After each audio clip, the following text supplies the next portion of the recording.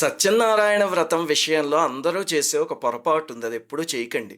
ఏమిటంటే, ఎక్కడైనా సత్యనారాయణ వ్రతం జరుగుతూ అది మీకు తెలిసిందనుకోండి, నిర్మొహమాటంగా అక్కడికి వెళ్ళి కూర్చుని కథ విని ప్రసాదం తీసుకున్నప్పుడు రండి. అంతే తప్ప సత్యనారాయణ వ్రతానికి మాత్రం ఎప్పుడూ ఇన్విటేషన్స్ కావాలి అని కోరుకోకండి. అదేమి పుట్టినరోజు పార్టీ కాదు, బొట్టు పెట్టి మా ఇంటికి రండి అని ఇన్విటేషన్ ఇచ్చి పిలవడానికి. సత్యనారాయణ వ్రతం ఒక ఇంట్లో చేస్తున్నారంటే అర్థం ఎవరైనా ఇంట్లో వెళ్ళొచ్చు.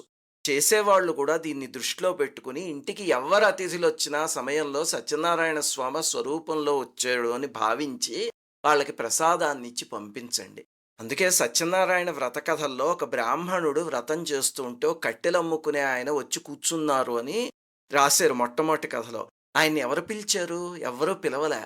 ఎవరైనా సత్యనారాయణ వ్రతానికి వెళ్ళి కూర్చో. శ్రీ సత్యనారాయణుని సేవకురారమ్మా, మనసారా స్వామిని కొలిచి హారతులీరమ్మా. శ్రీ సత్యనారాయణుని సేవకురారమ్మా, మనసారా స్వామిని కొలిచి హారతులీరమ్మా.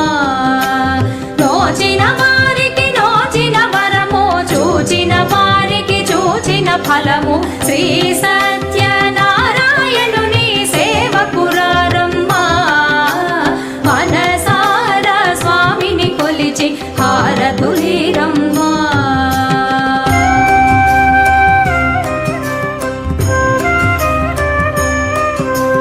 స్వామిని పూజించే చేతులే చేతులట, ఆ మూర్తిని దర్శించే కనులే సత్యనారాయణుని సేవకురారమ్మా, మనసారా స్వామిని కొలిచి హారతులీరమ్మా. శ్రీ సత్యనారాయణుని సేవకురారమ్మా, మనసారా స్వామిని కొలిచి హారతులీరమ్మా. నోచిన వారికి నోచిన వరము, చూచిన వారికి చూచిన ఫలము. శ్రీ